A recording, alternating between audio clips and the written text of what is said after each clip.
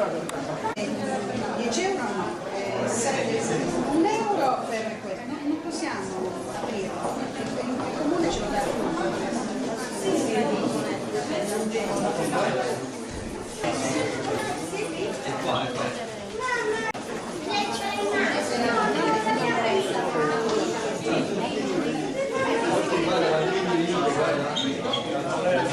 Buongiorno a tutti, siamo il gruppo di Democrazia Storica Memoria Milites. Il gruppo è nato ormai 4 anni fa, si cura nel tempo della ricostruzione dei vestiari, degli armamenti, a proposito di diverse epoche storiche della Sardegna, principalmente con il Medioevo.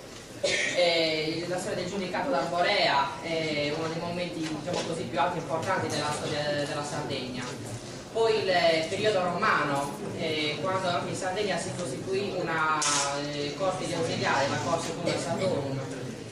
E per ultimo, oggi è un'anteprima, praticamente forse un'anteprima mondiale, una ricostruzione storica particolare di un altro periodo forse più noto anche fuori i confini della nostra isola, che è quello del periodo nuragico. Infatti abbiamo forse dopo 3000 anni di fronte a noi con la ricostruzione di guerrieri nuragici, degli armamenti di guerrieri nuragici. Ecco, per quanto riguarda questo periodo sappiamo che innanzitutto l'archeologia sta facendo ulteriori passi, sta continuando a studiare, trovando nuovi indizi, nuove informazioni, e il periodo nuragico comunque è attestato tra il 1002 e il 900 a.C. Ripercorre in poche parole il periodo dell'età del bronzo, con diffusione in tutta la Sardegna, e sappiamo, insomma, le loro più grandi importanti testimonianze sono pervenute a noi tramite l'architettura, i famosi nuraghi, ma anche tramite interessantissimi lavori, per esempio col bronzo, non solo artisti come ci spiegheranno i nostri militari oggi, ma anche i bronzetti, e poi insomma il resto si vedrà, lo vedrete qui nel museo. Adesso la parola ai soldati. Allora, io sono Antonio Fada, sono appassionato soprattutto di storia della Sardegna. Trattiamo, come avete sentito, di questi periodi storici, e questo è il nostro primo approccio per il periodo nuragico. Prima di spiegare un po' quello che ho addosso, vorrei farvi capire come siamo arrivati, come sono arrivato personalmente alla storia nuragica. Io nasco come figurinista, già dal 93 costruivo solitini da collezione, e sul mercato non c'era niente che trattasse il periodo nuragico, quindi mi sono ingegnato a costruire figurini nuragici, e per fare questo mi sono dovuto documentare anche potentemente al museo, consultando testi specifici in materia. Quello che vedete qua è l'armamento di un opita nuragico, un soldato di fanteria. La nostra associazione è entrata soprattutto alla scherma storica, quindi ci siamo occupati principalmente dell'equipaggiamento di un armato di spada. Adesso vi descriverò un pochettino. Tutti questi figurini nascono dallo studio dei bronzetti. Bronzetti che, almeno quelli che abbiamo trattato, sono datati intorno al 900 a.C., quindi forse più interessante del periodo nuragico. Adesso vi descriverò un po' quello che è.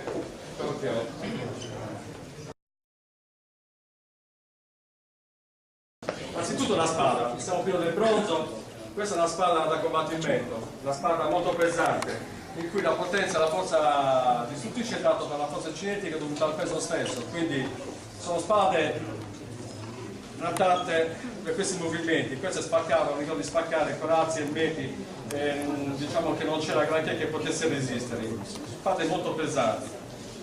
L'altro equipaggiamento che avevano sempre appresso i guerrieri è il pugnaletto che vedete qua, che qui vi descriverà l'amico. Perché abbiamo realizzato queste armature così non in bronzo ma in cuoio bollito? Perché sono in cuoio bollito? Innanzitutto perché, come ritrovamenti archeologici di parti di armature in bronzo e meti in bronzo non sono state mai ritrovate, almeno fino adesso, non sono conosciuti. Quindi abbiamo optato per la lavorazione del cuoio, il cuoio bollito. Adesso non mettetevi a ridere perché le trecce chiaramente sono posticce e io non so capire. Però siccome in molti bronzetti compaiono le trecce, le abbiamo riprodotte con un crino di cavallo per farla sembrare più veritiera possibile. Praticamente il cuoio all'epoca era un elemento molto naturale, molto comune, molto meno costoso del metallo, perciò era sottoposto a lavorazione, veniva lavorato nella cera fusa e poi battuto su dei modelli, fino a fargli acquistare una consistenza molto resistente, molto dura, in grado di proteggere, diciamo, relativamente ai colpi. Tra l'altro il cuoio bollito è stato usato sino al 1500 in piena età medievale, contemporaneamente all'uso del metallo. Le forme che questa è una forma classica di elmo nuragico, alle corna che probabilmente rappresentavano la forza del toro, la forza rigeneratrice, la potenza della vita. Questi motivi che compaiono frequentemente a 2, a 3 gobbette non sappiamo più la ragione di questo, se fosse solo per motivi estetici o avessero qualche altro scopo. Come armamento abbiamo optato per questo tipo di corazza, una corazza molto leggera che è fatta di strati di cuoio e tessuto cuciti molto strettamente, fino a fargli acquistare una consistenza molto resistente, molto valente. Considerate che anche nel periodo greco e anche nel periodo medievale come tipo di armatura, soprattutto nel Medioevo c'era il cosiddetto hacketon o gambeson, che era fatto di strati di tessuto cuciti insieme in grado di resistere anche alle frecce. Chiaramente tutte queste protezioni non assicuravano la vita combattente come anche le armature che ci sono adesso, potevano salvargli la vita in caso di colpi di striscio, colpi leggeri, ma un colpo diretto probabilmente faceva fare una brutta fina che indossava questo tipo di corazze. Ho la mano che imbraccia la spada e guantate, protetta dai colpi dell'avversario, sempre in cuoio bollito, imbottito e indurito. Questi sono gli spallacci, con gli spinieri lo stesso in cuoio bollito, sempre lo stesso tipo di lavorazione, sempre abbastanza resistenti per l'uso che si doveva fare. L'unica mia, diciamo, licenza che mi sono permesso è stata quest'asta che mi vedete dietro prendere sulla schiena. Se adesso come salite su al museo vedete che ci sono riproduzioni di arcieri con una cresta tipo bandierina, è molto probabile che anche gli obblighi avessero uno stemma simile, perché ci sono di questi bronzetti che hanno degli anellini dietro, qualcuno ipotizza che fossero per la spada, ma come potete vedere, mettere la spada al centro della schiena e poi cercare di far uscire fuori è una cosa abbastanza complicata, molto difficile. Pertanto io ho ipotizzato, ed è una licenza che mi sono preso io, che dietro anche certi obblighi avessero un'insegna che poteva rappresentare il reparto in cui facevo un servizio, il tipo di TV, è la mia interpretazione, fino a prova contraria dove stare. Adesso passo la parola a un altro... aspettate. Qui c'è lo scudo. Lo scudo fatto in sempre cuoio bollito, se volete toccare, dare una nocchia al cuoio, vedete che è molto resistente. Lo scudo, come in tutte le epoche, non serviva soltanto per la difesa passiva, ma lo scudo serviva anche per offendere l'avversario, perché un colpo dato con potenza così in faccia all'avversario è in grado di procurare danni letali o quantomeno di stordire l'avversario e dare modo di finirlo. Questi sono i pugnali che potevano servire in caso di combattimento ravvicinato. Non dimentichiamo che le spade sono in bronzo, quindi non avevano la stessa resistenza della spada in ferro. In caso di rottura della spada in bronzo, questa era stata all'uso e si passava al corpo a corpo. Vi ringrazio, adesso passo la parola a Luca.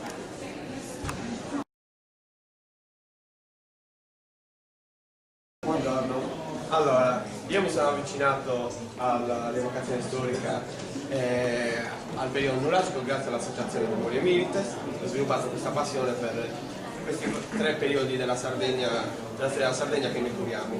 Il bronzetto che io rappresento, diciamo, è l'unico a vestire questo tipo di equipaggiamento, quindi non avendo altri esempi degli equipaggiamenti e delle attrezzature abbiamo dovuto fare molte ipotesi per poterlo rappresentare.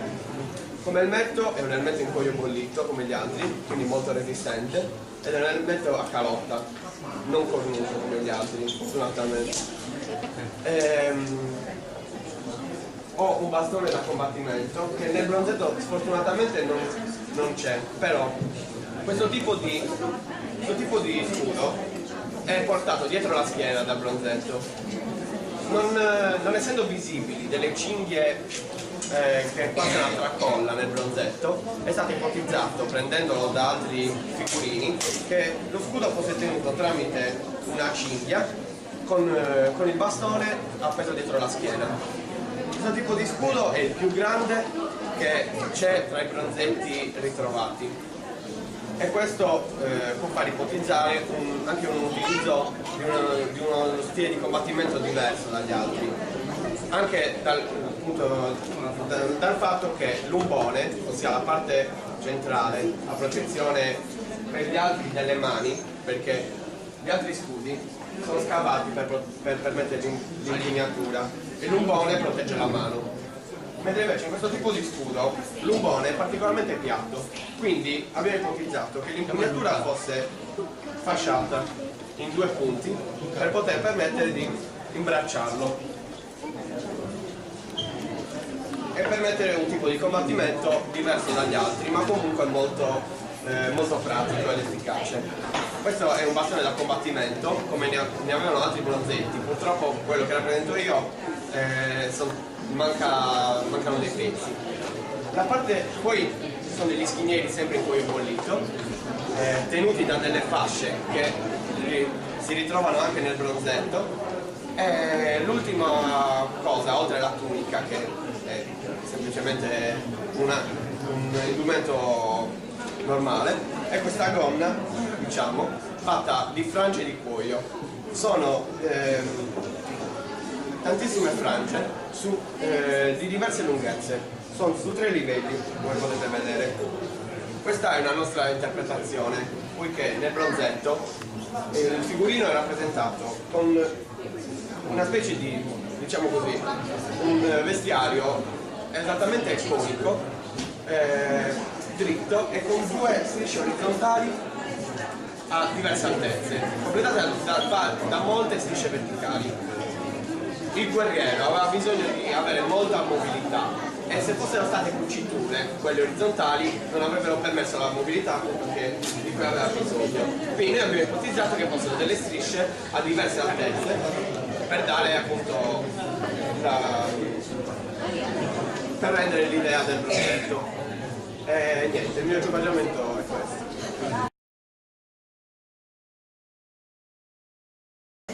Adesso vi rispiego un pochettino il vestiario di quest'altro militare qua. Se dall'osservazione dei bronzetti si dice che ci sono soprattutto 2 tipologie di combattenti, questo qua che io interpreto, e poi c'è quest'altra figura che si differenzia molto dalla figura che ho rappresentato io, soprattutto dal vestiario. Si parte già dall'elmetto che è completamente differente dal mio.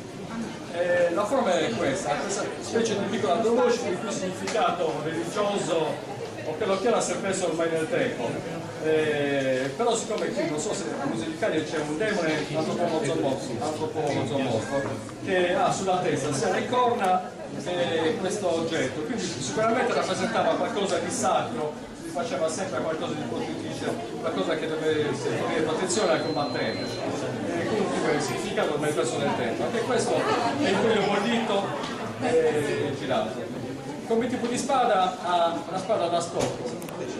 Questa spada rispetto all'altra la trova più stretta e più lunga, quindi si evince che è una spada atta a colpire soprattutto di fendenti ma soprattutto di punta.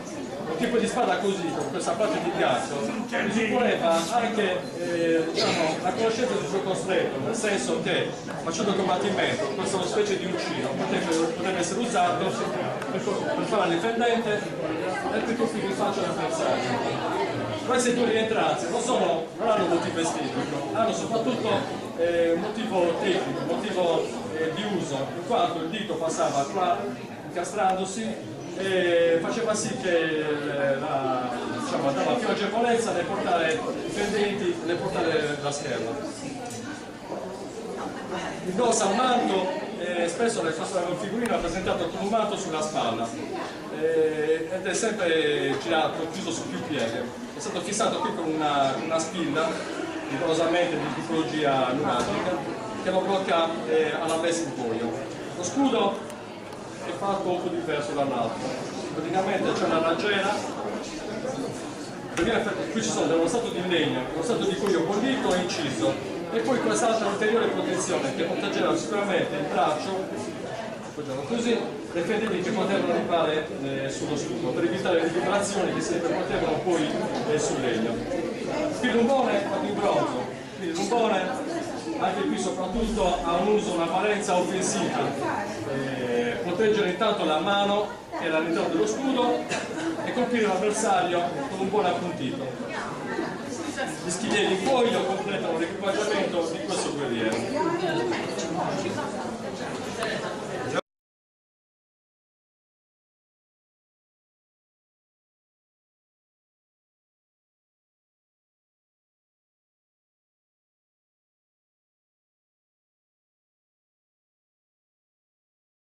Sono Alessandro Arzini, mi sono appassionato alla rievocazione quando ho saputo che c'era un gruppo a Cagliari che faceva queste pratiche, mentre per l'argomento monagico è diverso.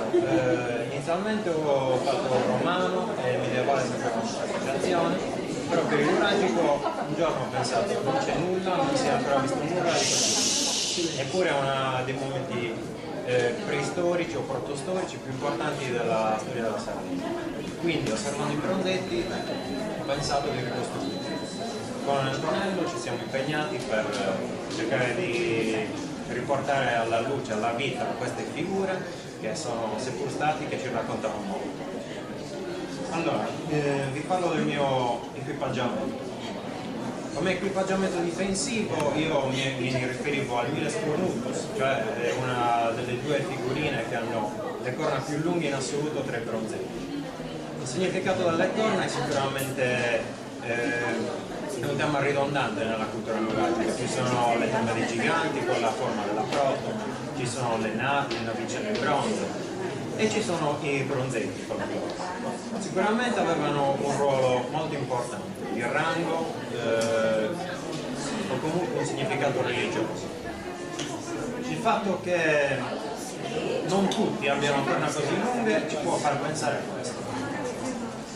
Come vestiario io ho una tunica molto semplice, solitamente i bronzetti avevano due tuniche, si suppone una in tela o comunque in materiale simile e una protettiva in cuoio, come quella che indossano.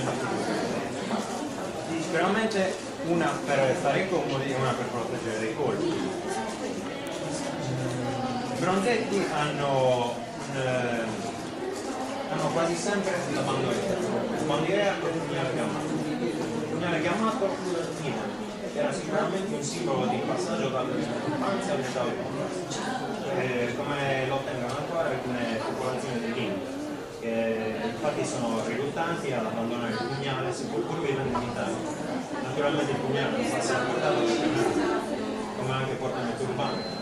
Questi significati permangono e sono difficili da passare. Il mio bronzetto ha questo scudo. Come riferimento ho preso sempre una tipologia di scudo che è molto frequente. Cioè queste tre placche trifoglio di protezione sicuramente del corpo perché seguono il profilo della persona,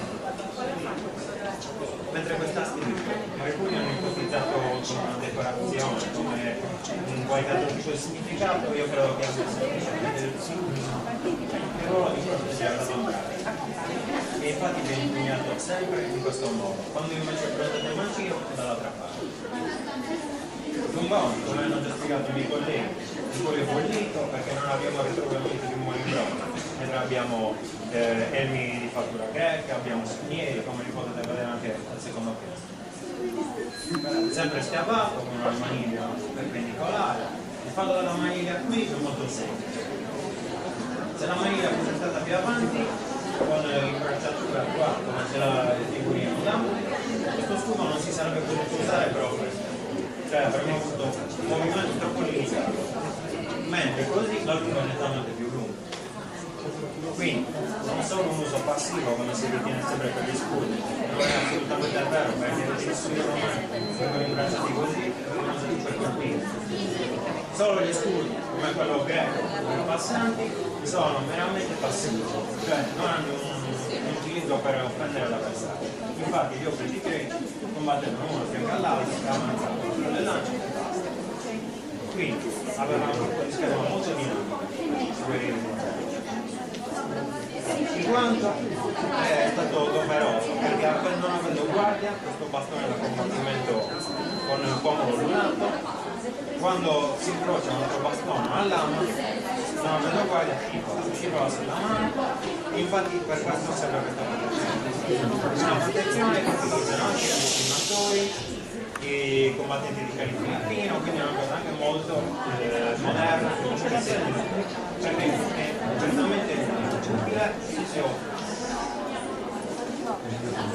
Il bronzetto aveva delle strisce, un motivo ricorrente all'interno, quelle che vengono definite a disca di ferro. Lei mi dice che siano capelli, infatti sembra avere delle treccioline qua.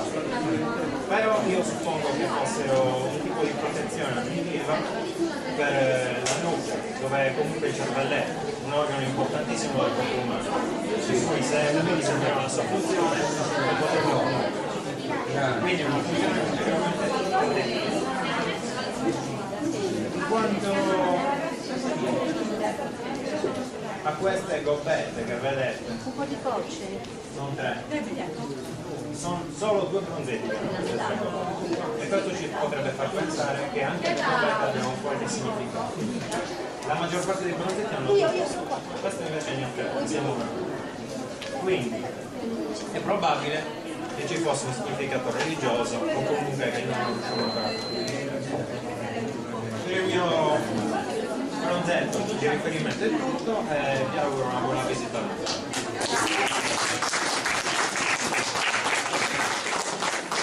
Devo ringraziare intanto tutte le autorità che ci hanno permesso di fare la presentazione qui all'interno del museo, quindi la Superintendente regionale, la dottoressa Salvi e tutto il personale del museo che si è prestato a questa nostra pazzia. Vi ringrazio molto comunque.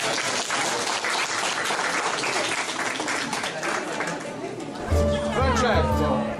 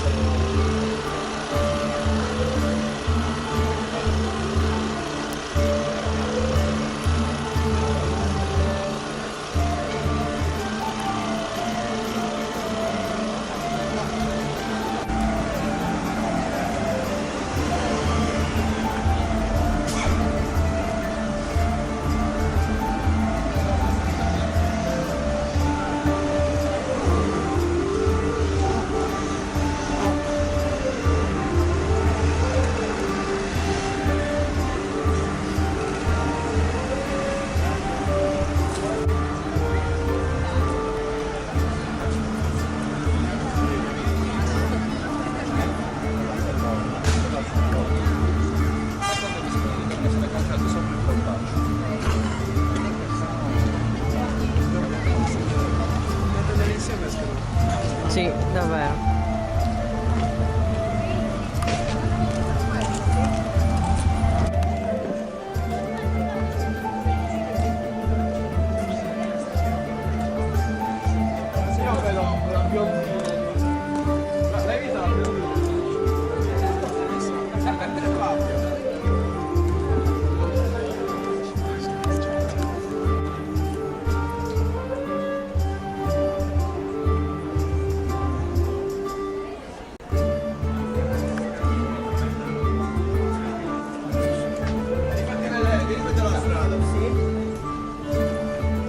Piedi, fai vedere che stiamo soffrendo.